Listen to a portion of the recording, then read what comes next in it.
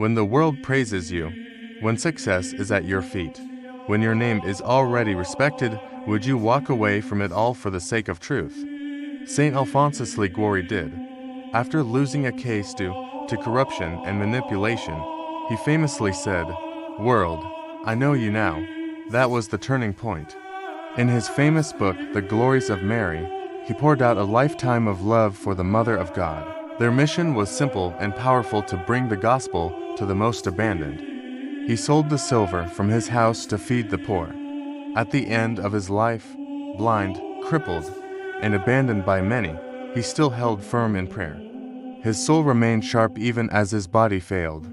He disciplined priests who were negligent and comforted those who were suffering. His teachings combined intellectual brilliance with a heart that burned for souls.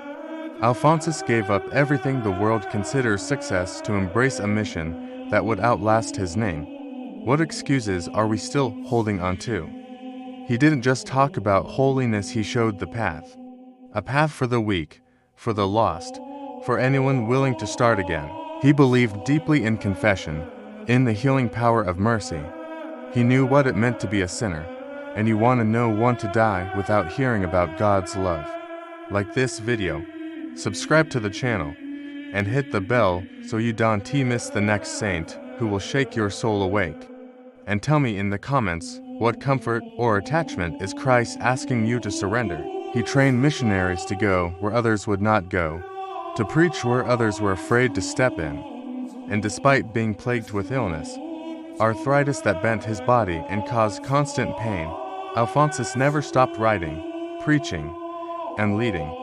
He didn't just admire her, he wanted everyone to run to her, to trust her, to imitate her. He turned his back on a brilliant legal career and embraced a new path, one of humility, prayer, and sacrifice. At just 16 years old, he was already a licensed lawyer. Alphonsus went to the poor, the forgotten, the uneducated. He saw that people were starving for truth and mercy. He preached not just with words, but with fire. He wrote books, dozens of them. His moral theology became one of the most influential theological works in church history. He fought against both legalism and laxity. For Alphonsus, morality was not about crushing people with rules, nor about ignoring sin.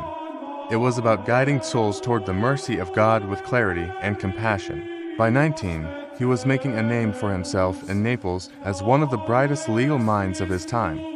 He had status, intelligence, and a future in high society. But Alphonsus saw something deeper. In the courtroom, he realized how twisted the pursuit of justice could become when pride and power took over. He became a priest, but he was not a priest for palaces. One of his greatest gifts to the church was his profound devotion to Mary. He believed that Mary was the shortcut to holiness. Alphonsus also founded a religious congregation, the Redemptorists. He was made a bishop, and even then, he lived simply.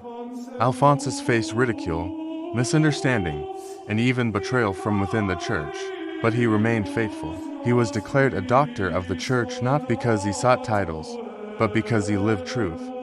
And now, the question is this: what are you willing to leave behind to follow Christ more deeply?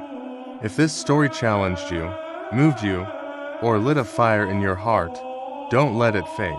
May Saint Alphonsus Liguori pray for us, that we may choose mercy over pride, truth over ease, and the gospel over the applause of the world.